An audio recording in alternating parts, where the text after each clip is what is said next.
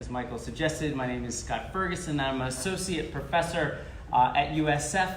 I teach and research in the Humanities and Cultural Studies department because if you want to do heterodox alternative economics in this country, in our public school system, you have to get out of the economics departments and into other more free-thinking spaces. I'm not here today speaking on behalf of USF. Instead, I'm coming representing a nonprofit organization that I help co-direct called the Modern Money Network. Our mission is really to raise public awareness and educate people about the public nature of money and its capacities for serving the public purpose and public power. Hence one of our mottos, public money, public purpose, public power. Through the Modern Money Network, I co-host a podcast called Money on the Left, where it should be. I've got some postcards up here if you want to come grab one after my talk. But I want to move ahead to talking to you about modern monetary theory. This is a picture of Stephanie Kelton. She is not the only modern monetary theorist or MMT economist, but she's certainly the most famous. She has been the top economic advisor to Bernie Sanders since 2015. She served on his presidential campaign in 2016, and she's back on board for 2020. And what I'm going to try to do today is get you into some of the weeds of this economic theory. And I know most of us, don't come to this event for some abstruse economics lecture, but I want to promise you that I will be a capable guide, or I will try to be, and there will be no math, because you don't need math to do economics, and there will be no exam. So, what I will say about MMT is that it's actually pretty simple. It's actually pretty straightforward.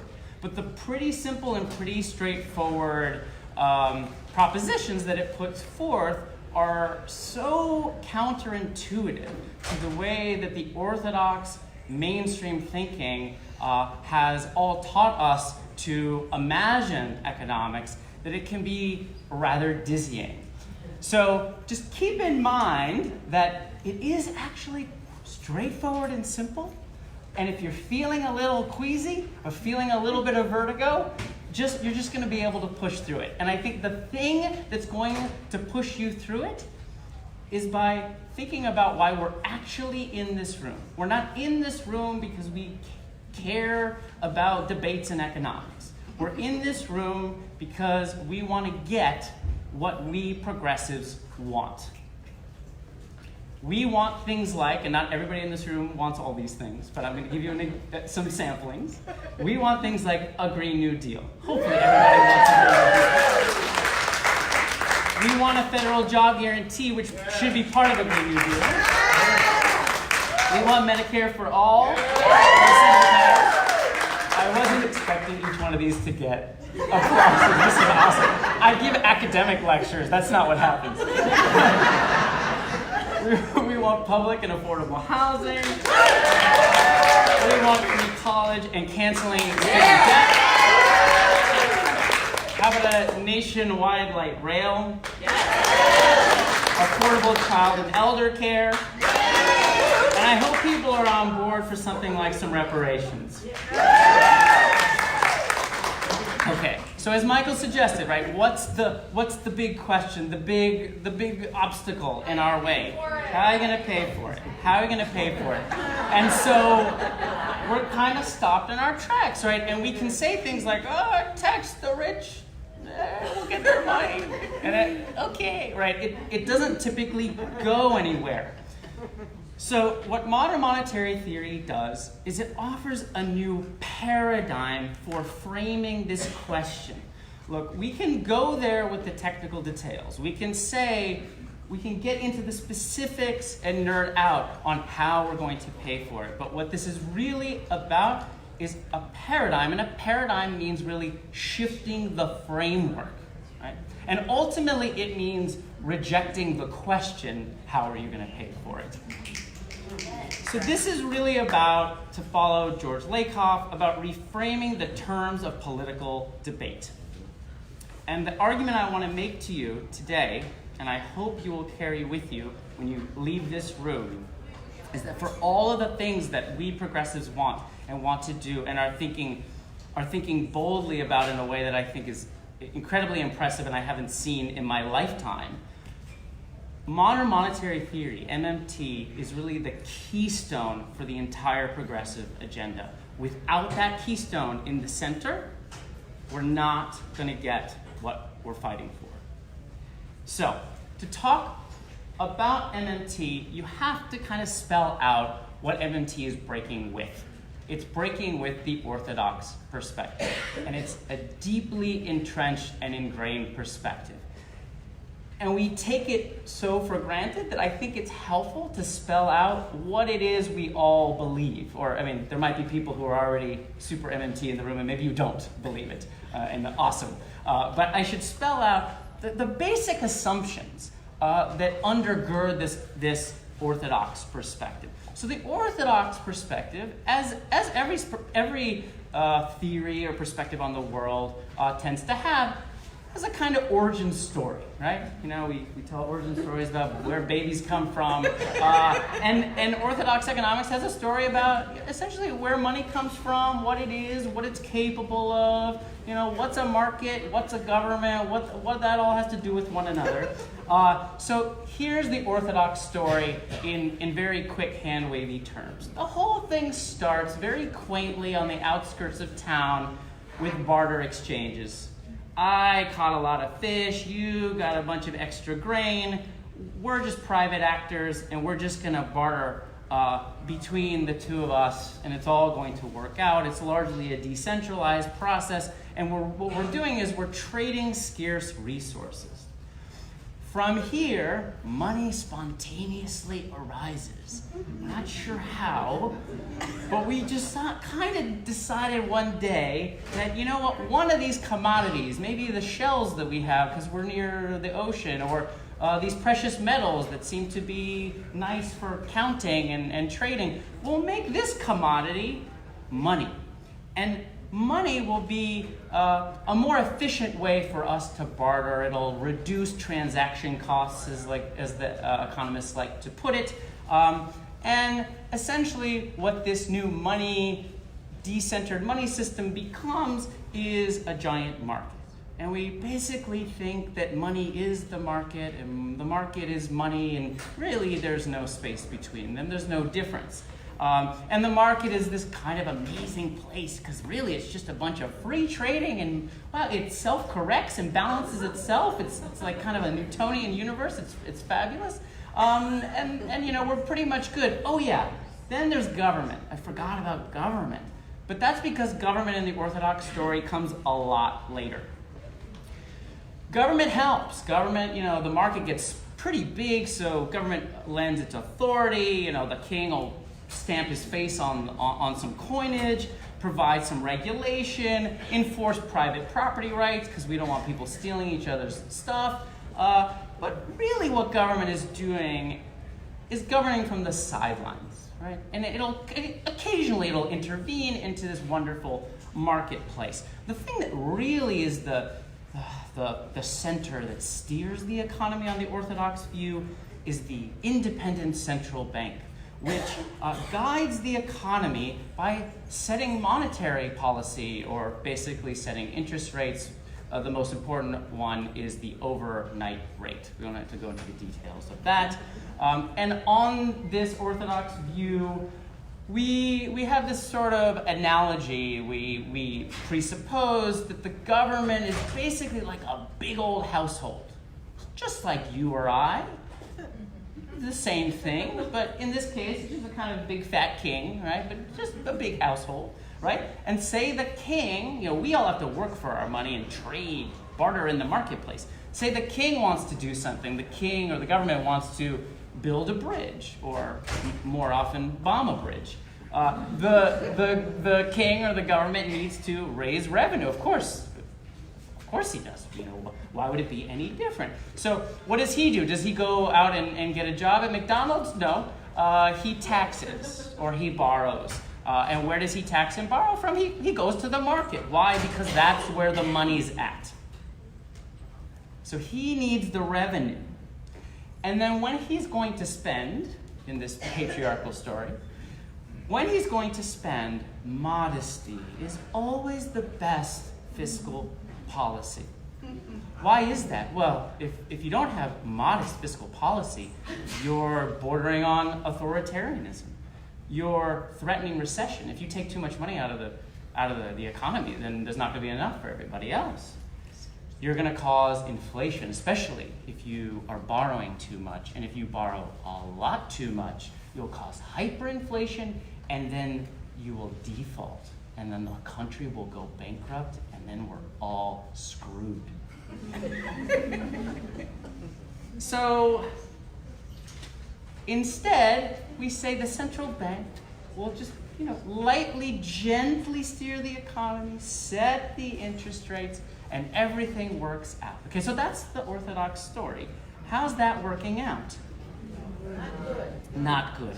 So one thing to say is that this Orthodox story, I don't know if anybody follows the financial press and what's going on with the Fed, it's in crisis. It was in crisis about 40 years ago, and there was a paradigm breakdown, and a new Milton Friedman and the monetarists came in, and they reorganized and told us a new story. And right now there's another paradigm crisis, and if you read the pages of the financial press, you'll see that, I got off track. You'll see that they don't have a credible theory of inflation. They can't meet their inflation targets. They're really just not sure that monetary policy is working the way it's supposed to. What's strange is that my slides have gotten all messed up, and I'm not sure how that happened. Okay, we're coming back to my story. Sorry, I don't know what happened. I just went through this right before this talk. Okay, so where this leaves us is the government has really very little what's called fiscal room. That's the economist term. And poor Uncle Sam seems to be poor and overextended. We see the middle class freaking out. They feel like they're taxed enough. And then ultimately, it's sort of absurd to say, but ultimately what this Orthodox story implies, as Stephanie Kelton likes to say, is that money grows on rich people. And both the government and the public seem to be broke and going back and forth asking one another for money. Right? Okay, so, right. I don't know what happened to these slides. How's that Orthodox story working out? Okay, so very poorly, right? We still have systemic unemployment, despite the fact that we have these cooked numbers, the U3 numbers telling us that, everybody's at work, everything's hunky-dory. We have unaffordable prices, even though the Fed is telling us there's hardly any inflation. That sounds like inflation to me. We have skyrocketing private debt and private debt crises. We have cyclical financial volatility. We are sending poor people and brown people to jail that were in prison, that we are building up through our prison industrial complex. And of course, we're letting the bankers who are causing a lot of this mess go free. Meanwhile, we have 12 years, the UN tells us, to do something serious about climate change. So we have all these ideas. We have big, bold, progressive ideas. But the Orthodox framing just really cuts us off before we even get going. And we're just kind of left stunned with this question, how are you going to pay for it? So now, what says MMT? What I'm going to do is I'm going to give you a little slogan and a kind of big takeaway from MMT. And then we'll sort of push further into the weeds and I'll unpack and explain. So for MMT, on MMT's view, for the federal government, as Stephanie Kelton puts it, money is no object. Now, this is a pun. She means this in two ways. First of all, she means money is a public and nominally boundless instrument, not a scarce object or a market commodity. It is not a thing, it is a political and legal relationship. Secondly, and here's where the pun comes in, if we can imagine it and we can build it, then we can always afford it. Yes. We can always afford it. Yes. So the political takeaway is, yes, we can. Yes. And yes, we can, not to only then say, oh, well, we ran out of money. Sorry. Oops. Right? Which is basically what happened with Obama. We can pay for this progressive revolution. Now, if money is no object, is a little dizzying, is a little, what are you talking about? That makes absolutely no sense to me. That goes against everything I've ever learned in the Orthodox story. We have to get deeper, and we gotta unpack what all of this means. So let's just start with just a basic history and archaeology lesson. There is zero evidence for this myth of barter thing to have ever happened in history. That doesn't mean that people don't occasionally barter, right? There's stories of people in concentration camps or in prison, right, or exchanging things. But this is never where money came from. Instead, what MMT would argue is that the chartalist understanding of money is the correct one, and MMT aligns itself with the chartalist or state theory of money, or state understanding of money. And what is the basis of this state or chartalist theory of money? It is the proposition that money always arises through centralized governments. Money is, as the chartalists say, a creature of the state and its laws. That's where money comes from. Money doesn't come from private exchanges on the periphery of society. It comes from the very political and legal center of society. So for the chartalists, for MMT, money is a relationship between a government and a people. It's not primarily a relationship between private actors. It is created, money, that is, by government license or charter. This is why it's not an object. It's simply a legal liability and a unit of account that's backed by the political authority and its legal extensions into society. All US dollars come from or have to be made acceptable or receivable by the US government. If you open your wallet and you have cash, it says the United States government across that cash. So the two primary ways, it's a little more complicated than this, but this is the two primary forms in which money is created in our society in the United States of America is through government licensed banks that create money on behalf of the US government. They have to be legally chartered and licensed to do so.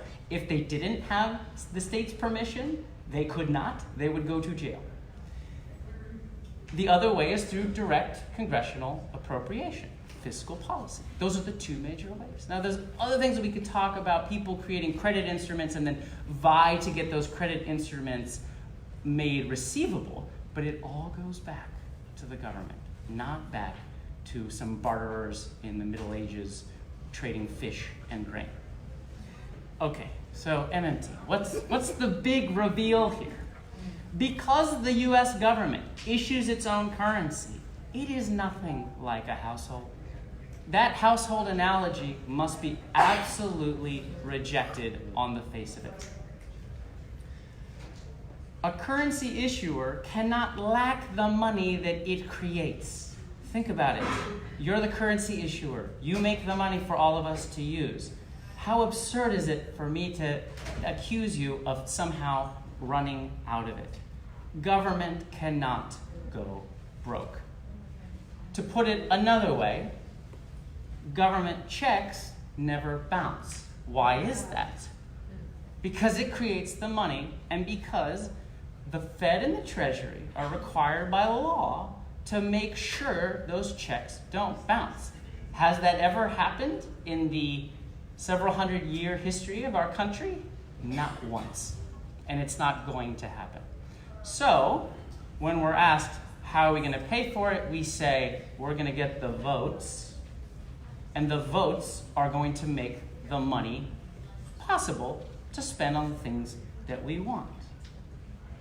MMT economists like to analogize the federal government to referees or umpires at sports games.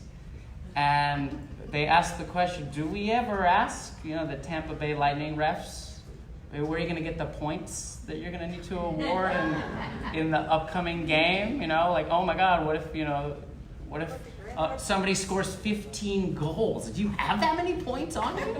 Are you going to borrow them from another ref?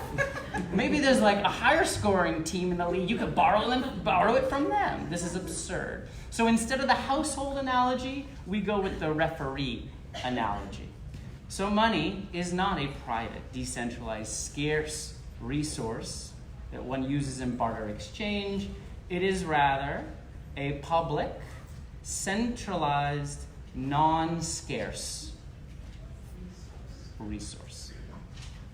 So this is how we reframe the political debate. We start messing with the terms and the associations that come with that orthodox story, and we put it at the center of our political framing, and we do so boldly, and we own it in the way that the Republicans own what they're trying to put forth.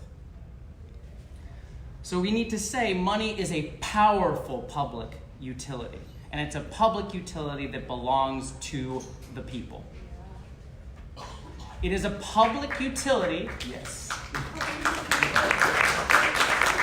It is a public utility that belongs to the people but has been co-opted and constrained by the private sector.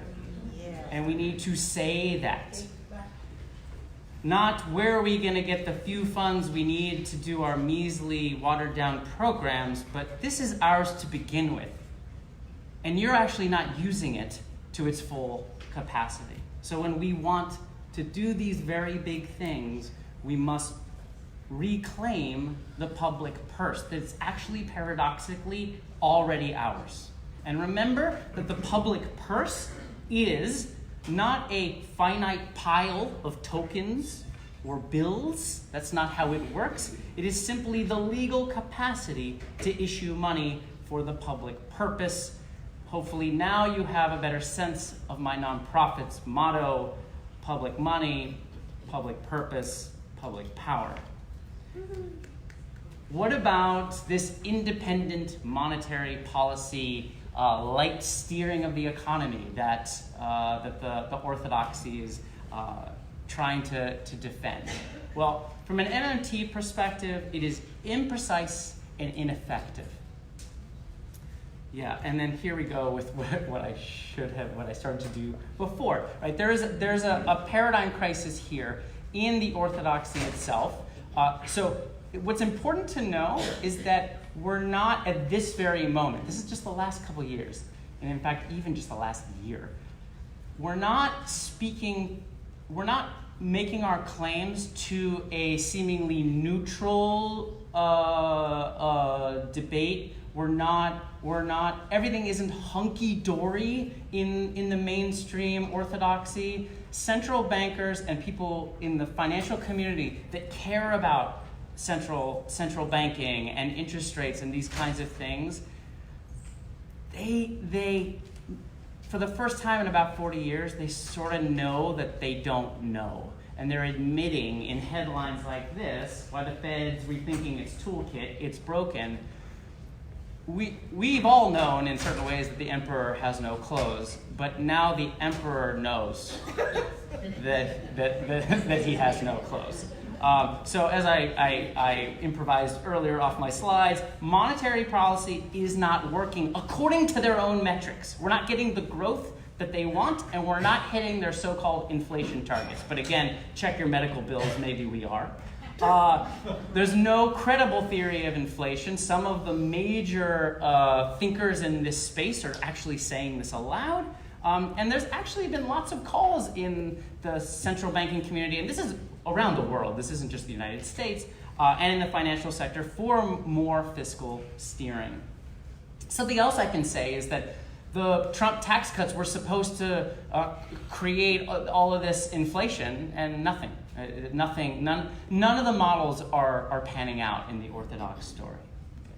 So let's go even deeper into the weeds. We have to talk about taxation from an MMT point of view. We all have a sense of the Orthodox story of taxation, which is that, well, taxation is just how the federal government gets revenue. But as we said, the Tampa Bay Lightning referees don't need to get revenue in points. So what's going on there? So for the MMT perspective, you always have to remember that federal spending logically comes first and that taxation comes second. Think about it. If you didn't have any US dollars issued by the US government, could you pay your taxes in US dollars? No, it would be impossible. So the federal government always has to be issuing, either through congressional appropriation or bank lending through state charter banks. It has to make the money available. Okay?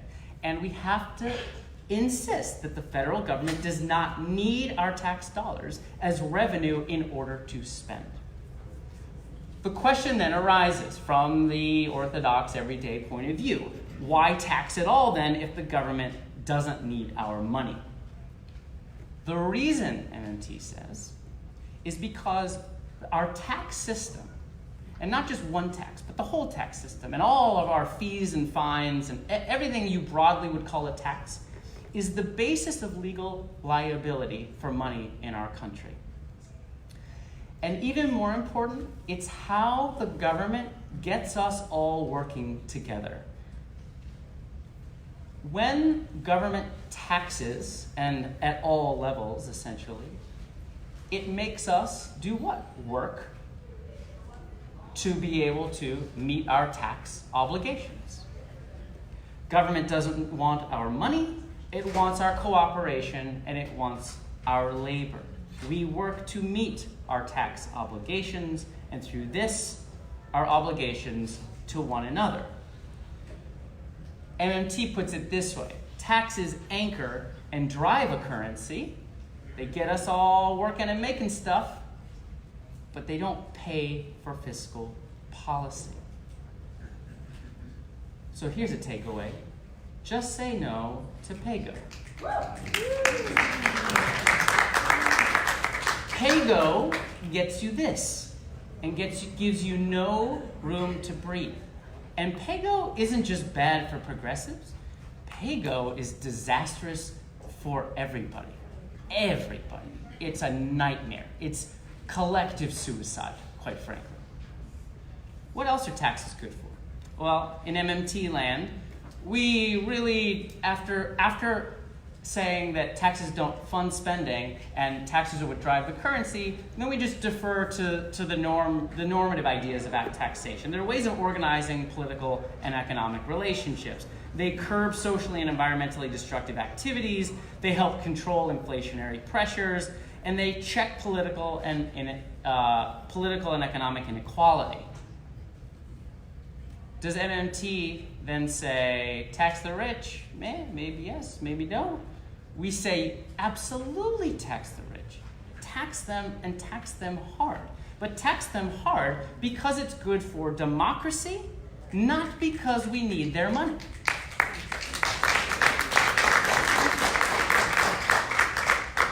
But there's a deeper lesson here.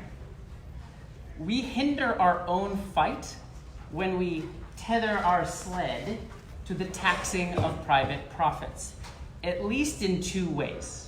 One, don't wait for the rich to pay. Don't give them that power. Fight to reclaim the public purse and make the public purse work for you, and just go around the rich. Another thing you don't want to do is you don't want to incentivize private profit making. I love Bernie to death, but we don't want to pay for the Green New Deal or anything that we want through a Wall Street financial transaction tax, because what happens when we want to, let's say, dismantle Wall Street? Where's our tax money that's going to the Green New Deal will dry up. So then we're like, oh, no, more. We need more financial speculation on Wall Street so we can keep funding the Green New Deal. This is absurd. We don't want to, again, give our political opponents any more ammunition than they already have. The big response to MMT, of course, is always an image like this and a question, or more an accusation. Does MMT recommend irrational, infinite money creation? No. So we have things to say about inflation, but just as a kind of comparison, this is like your doctor saying to you, water's good for you. And then you respond by saying, wait, does she want to drown me?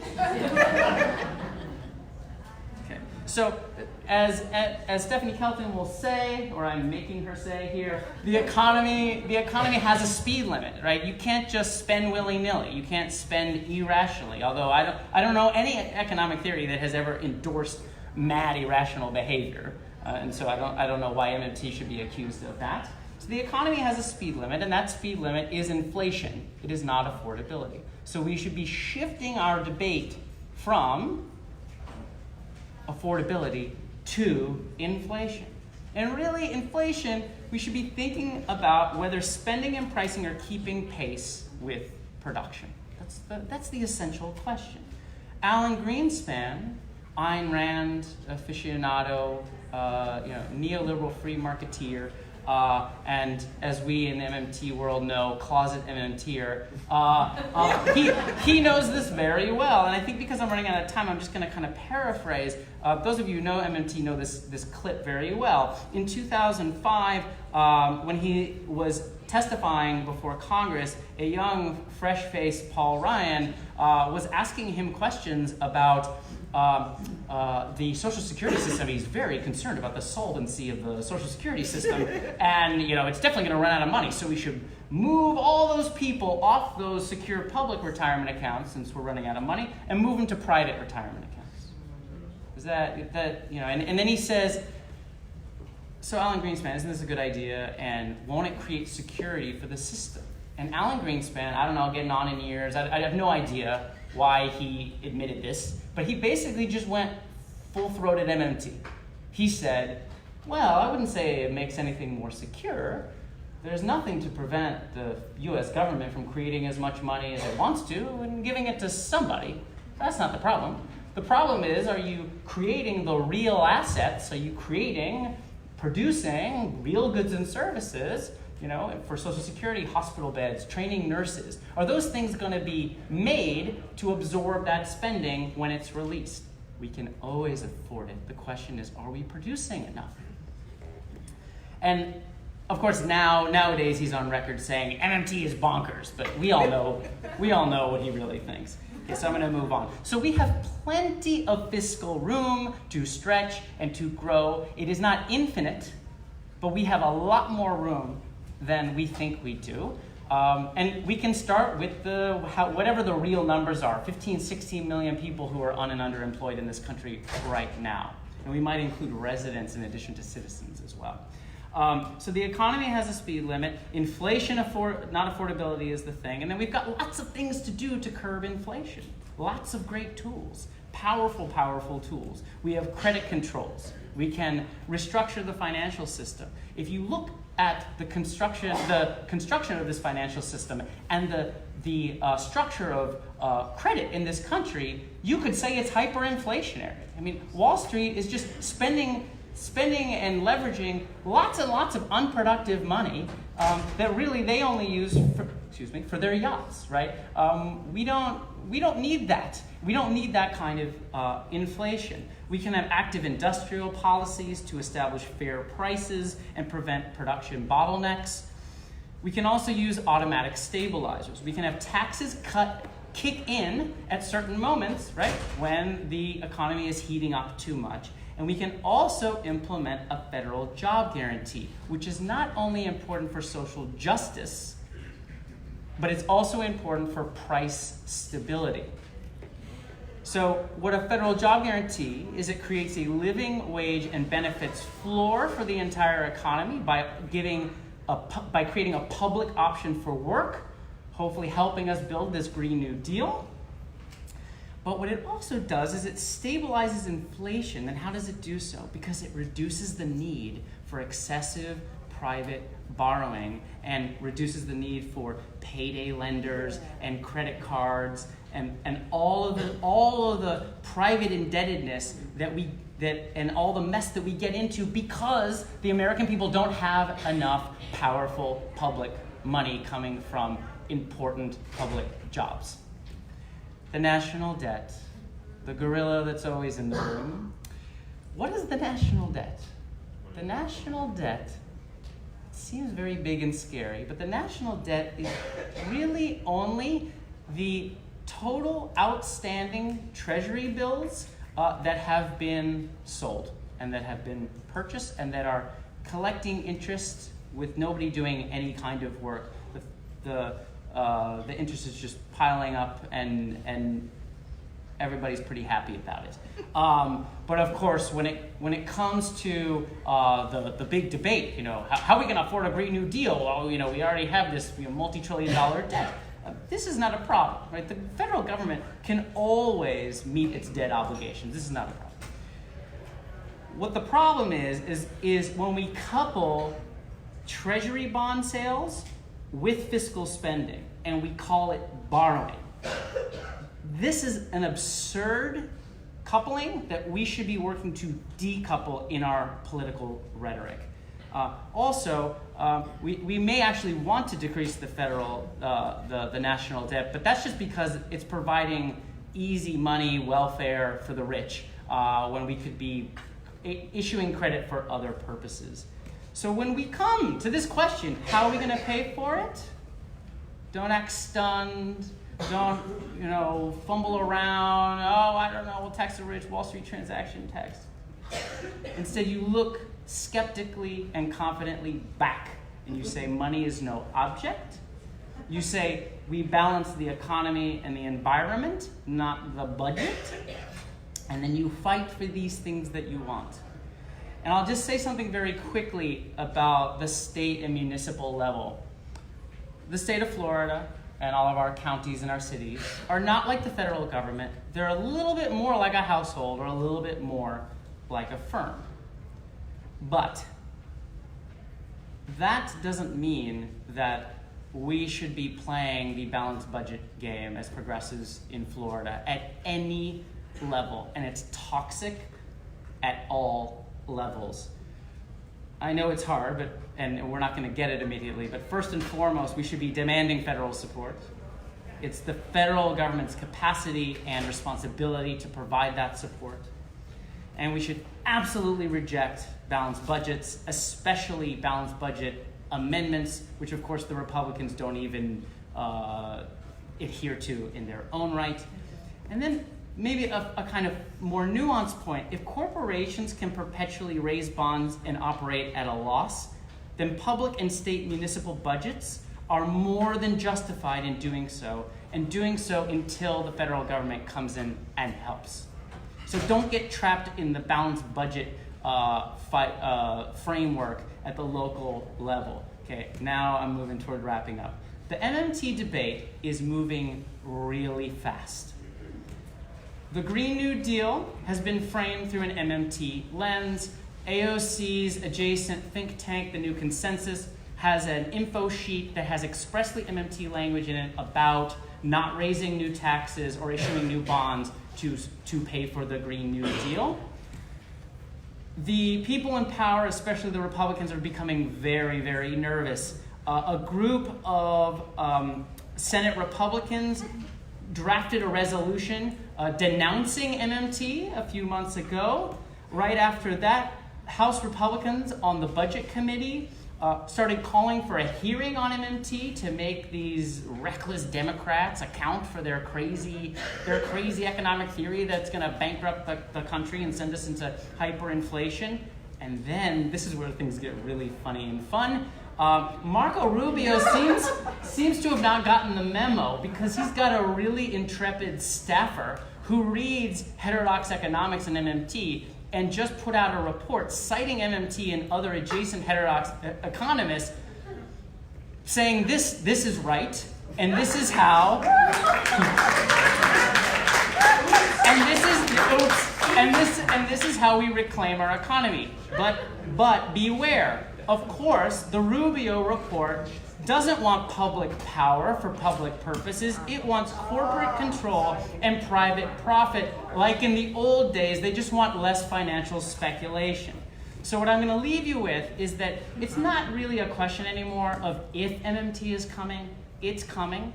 It's not a question of if, it's when, and it's how, and on whose terms. And I'm hoping that you'll all help me fight for public money, public purpose, and public power. Thank you.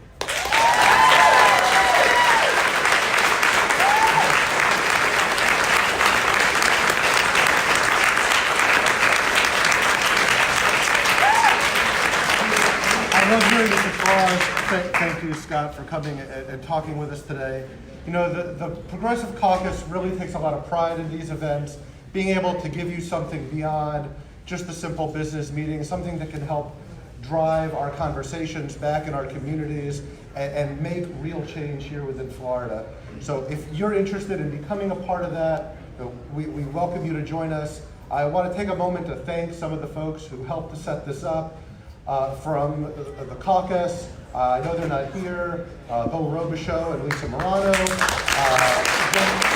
Jessica Vaughn, our Vice President, and from Scott's team, Will Beeman. Thank you all. If I could just quickly recognize those board members and officers who are here today, if you could stand up and wave. Thank you all for your hard work. And I look forward to speaking with you all outside. Scott, if people have questions, want to talk, can they catch you out there? Yeah, I'm around. I'll stick around all day. You can hit me up. There's no stupid question. There's no stupid question. Ask me whatever you want. Thank you, everybody.